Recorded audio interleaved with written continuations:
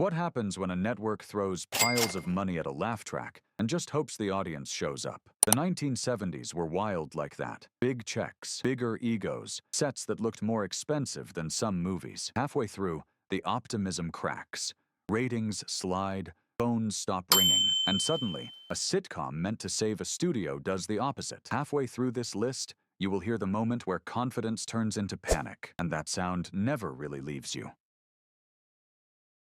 Here's the thing no one likes to admit. Nostalgia is expensive, and when it fails loudly. The Brady Brides was not built like a normal sitcom. It was built like a brand extension. A BC wasn't just making a show. They were protecting an empire. And the Brady name still meant something in the early 1970s, and the network treated it like fragile glass. Bigger sets, cleaner lighting, more rehearsal time, more money everywhere, especially in places viewers never noticed. The premise looked safe on paper. Two Brady daughters married, domestic comedy, familiar faces, easy laughs. But behind the scenes, nothing was easy. The cast salaries were higher than a normal freshman sitcom because everyone knew the brand had value. Writers were pushed to keep the tone wholesome but grown up, which sounds simple until you try to make jokes that offend no one and still land. That tug of war slowed scripts and raised costs. Production also insisted on visual continuity with the original show. Wardrobes were custom-made instead of reused. Sets were redesigned rather than recycled. Even camera setups were adjusted to keep that clean Brady look. All of that cost real money, a lot of it. A BC expected advertisers to line up automatically. They didn't. Viewers showed mild curiosity at first, then drifted. The younger audience felt it was dated. Older viewers thought it lacked spark. Ratings never collapsed in one dramatic week. They just slowly sagged. That's worse, because the network kept spending as if a turnaround was coming. By the time executives accepted reality, the damage was already done. This one hurts because everyone involved thought it was a sure thing. Lynde was everywhere in the early 1970s. Sharp voice, big reactions, memorable timing. A BC looked at that popularity and thought they were buying laughs in bulk. What they actually bought was chaos wrapped in confidence. The Lynde show was built with star power first and everything else second. That meant a high salary from day one. Not performance-based, guaranteed. Add musical numbers, guest stars, and a format that tried to feel bigger than a standard sitcom, and the budget ballooned fast. This was not a cheap half-hour comedy. It was a prestige gamble pretending to be light entertainment. The problem was tone. Lynde worked best as a burst of energy, not the center of every scene. Writers struggled to stretch that persona into full episodes. Scripts were rewritten constantly. Scenes were reshot. Jokes were softened, then sharpened, then softened again. Each tweak meant more time. More time meant more money. Behind the camera, the pressure was intense. A BC had promoted the show heavily, which locked them into expectations they couldn't meet. When early episodes failed to connect, the network doubled down instead of pulling back. New writers were brought in, concepts were adjusted, none of it was cheap. Ratings slipped faster than expected, not because audiences hated it, but because they felt exhausted by it. Too loud, too forced, too much. Advertisers noticed. When ad interest drops, the math stops working very quickly. This one didn't fail slowly. It tripped, fell, and face-planted in public. Co-ed fever was NBC, thinking it had cracked the youth code at the very end of the 1970s. College setting, party energy, young cast, big expectations, and a budget that screamed confidence. They built full dorm interiors, classrooms, campus exteriors, on sound stages, dressed to look alive, busy, modern. This was not a cheap background comedy. It was staged like a flagship show. The trouble started early. Scripts couldn't agree on what the show even was. Was it goofy? Was it grounded? Was it edgy or safe? Writers were pulled in different directions, which meant rewrites piled up fast. Episodes were reworked days before taping. That's expensive. Crews stay late. Sets stay lit. Everyone gets paid regardless of whether the joke lands. NBC still pushed forward. Heavy promotion. Prime placement. The network needed this to work because they'd already spent like it had. And then the premiere aired. One episode. That's all it took. Audience reaction was immediate and brutal. Phones lit up. Affiliates complained. The tone felt confused. Jokes felt forced. Viewers didn't just tune out, or they recoiled. NBC pulled the show almost instantly. But here's the catch. You still pay for what you've already made. Multiple episodes were completed or near completion. Sets had been built. Marketing money was gone. Contracts were locked. This was NBC trying to bottle sunshine and sell it at prime time prices. The San Pedro beach bums looked harmless. Surf vibes, laid-back roommates, youth appeal. On paper it screamed easy laughs. But NBC didn't treat it like a small experiment. They treated it like a youth movement, and movements cost money. Instead of cheap apartment interiors, the network leaned into location-style design. Large beach house sets, detailed exteriors, props that made everything feel breezy and authentic. That authenticity had a price tag. I'd add an ensemble cast that required balanced screen time, which meant longer scripts and more rehearsal hours, and suddenly the budget wasn't so breezy. Promotion was aggressive. NBC believed this could connect with younger viewers drifting away from traditional sitcoms. Trailers were flashy. Ads emphasized freedom and fun, but the tone never quite landed. The humor felt slow. The chemistry felt forced. It looked cool, but it didn't feel funny. Ratings were soft from the start. And when a show is built on atmosphere instead of sharp writing, there isn't a cheap fix. You can't suddenly tighten a loose concept without rebuilding it. NBC hesitated, hoping word of mouth would build. It didn't. By the time cancellation came, multiple episodes had already been completed. Sets had been paid for. Marketing dollars were gone, or the network quietly moved on. But internally, the show became another reminder that chasing trends can empty a wallet fast. NBC really thought this one was going to stick. The Texas Wheelers starred Mark Hamill before he became a household name. That alone gives it historical weight. But at the time, NBC wasn't betting on future fame. They were betting on family charm and regional flavor. And they spent accordingly. The show required custom-built Southern-style home interiors and exterior backlot dressing to sell its Texas setting. That meant more than just generic suburban sets. Production design leaned heavily into atmosphere. Details cost money, especially when they're not reusable across other shows. NBC also positioned the series in a competitive time slot. That required serious promotional backing, trailers, print ads, affiliate support. You don't spend like that unless you believe in the product. But behind the scenes, the scripts struggled to find rhythm. The tone was uneven. Some episodes leaned sentimental. Others tried broader humor. Rewrites began early. When rewrites happen mid-production, budgets swell. Extra rehearsal time. This one looks harmless until you check the numbers. Betty White was already a legend. A BC assumed viewers would follow her anywhere, and so they built a show around her warmth and wit, then dressed it up with a polished format that cost far more than it needed to. High salaries, experienced writers, a studio setup closer to daytime talk, but priced like primetime comedy. The problem was identity. Was it a sitcom? Was it a talk show? Was it sketch-based? The format drifted. That drift cost money. Writers were swapped. Segments were reworked. The structure changed mid-season. Each change meant new planning and wasted material. Advertisers didn't know how to sell it. Viewers didn't know what they were watching. Ratings slipped early, but ABC hesitated. Canceling a Betty White vehicle felt wrong. So they waited, paid, and waited more. By the time the network accepted reality, the losses were already locked in. Promotion money gone, studio time spent, contracts fulfilled. Or the show didn't collapse loudly. It faded, but fading still costs just as much. The lesson stung. Star power can attract attention, but it cannot fix confusion. The Betty White Show proved that even beloved names can't save a format that doesn't know what it wants to be. A BC walked away poorer and wiser, and a lot more cautious about building shows around reputation alone. On paper, this looked bold, a workplace comedy set in a military supply unit. Camaraderie, fish-out-of-water humor, built-in structure. NBC thought they were being clever. What they didn't realize was how expensive clever gets when it's dressed like realism. Rollout wasn't shot like a simple soundstage sitcom. The network approved large-scale sets meant to feel authentic. Vehicles, equipment, uniform details, technical advisors, and all of that adds cost fast. And because the setting mattered, shortcuts were discouraged. The show had to look right. That became the obsession. Then came the rewrites. The tone kept shifting. Comedy one week, serious the next. NBC worried constantly about how the show would be received, so notes piled up. Scripts were adjusted late. Scenes were reshot. Entire episodes were reworked after tapings.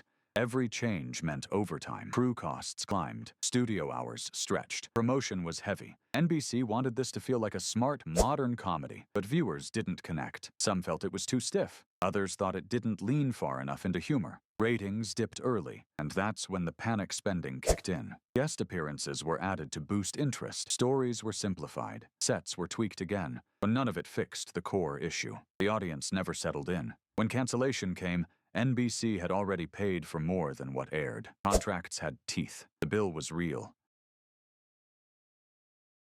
This was never going to be cheap, but no one expected it to be this bad. Me and the Chimp was CBS chasing novelty. A human lead, an animal co-star, easy jokes, family appeal. What could go wrong? Everything that involves unpredictability and luck. Working with animals slows everything down. Training time, safety planning, repeated takes. Entire scenes scrapped because timing didn't work. Each delay meant crew costs stacking higher. Insurance costs climbed too. This was not a normal sitcom schedule. Scripts had to be written around behavior that couldn't be controlled. That meant flexibility, and flexibility means waste. Their scenes planned on paper didn't survive contact with reality. Writers rewrote constantly. Producers adjusted blocking on the fly. Editors worked overtime to stitch episodes together. CBS tried to push through. Promotion leaned hard into the gimmick. Curiosity brought viewers at first, then patience ran out. Jokes felt thin. The novelty wore off. Ratings slid, but the network was already deep in the red. Canceling didn't stop the bleeding immediately. Contracts had guarantees. Sets had been built. Episodes partially completed still had to be paid for. The show ended, but the costs lingered. Me and the Chimp became an internal cautionary tale. Gimmicks aren't free. Cute ideas can be financial traps. CBS learned that unpredictability is the most expensive cast member of all. The show disappeared from schedules, but its impact reshaped how the network approved risk for years. This one arrived with confidence built in. Lots of Luck was adapted from a successful British series. That meant NBC didn't think they were gambling. They thought they were importing a proven formula. But imported success is not the same thing as guaranteed success. First came the rights costs. Adapting a foreign hit is not cheap. Then came development. Scripts were rewritten for American audiences. Cultural tweaks, character adjustments. Each revision required time and staffing, and time means money. The network cast experienced performers and built solid sets. Nothing flashy but polished. NBC expected the familiarity of the format to carry it. Instead, the tone felt off. Some jokes didn't translate. The pacing felt uneven. Viewers didn't reject it loudly. They simply chose other options. Ratings underperformed quickly. The network tried minor adjustments. Story shifts, promotional pushes, but you can't easily fix a show whose core appeal doesn't cross over cleanly. Every tweak added cost without adding viewers. The hardest part was the expectation gap. Because it came from a hit, executives had budgeted for growth. Advertisers were lined up optimistically. When the numbers failed to rise, the financial math became painful fast. Cancellation came after one season, but the sunk costs were significant. Development spending alone made it more expensive than a typical freshman sitcom. Internally, it reinforced a tough lesson. Just because something works overseas doesn't mean it will land the same way at home. But Lots of Luck turned into a quiet warning across NBC's offices. Adaptation is not duplication. This is where things get absurd. Supertrain was not a sitcom in spirit, but it lived in that same late 1970s belief that television needed to look bigger than movies. NBC didn't just fund a show. They built a fantasy. Massive sets designed to look like a luxury train interior, multiple levels, moving parts, lighting that felt cinematic. The costs were staggering. Each episode reportedly cost more than many feature films of the time, and the network treated that spending like an investment, not a warning sign. Promotion was relentless.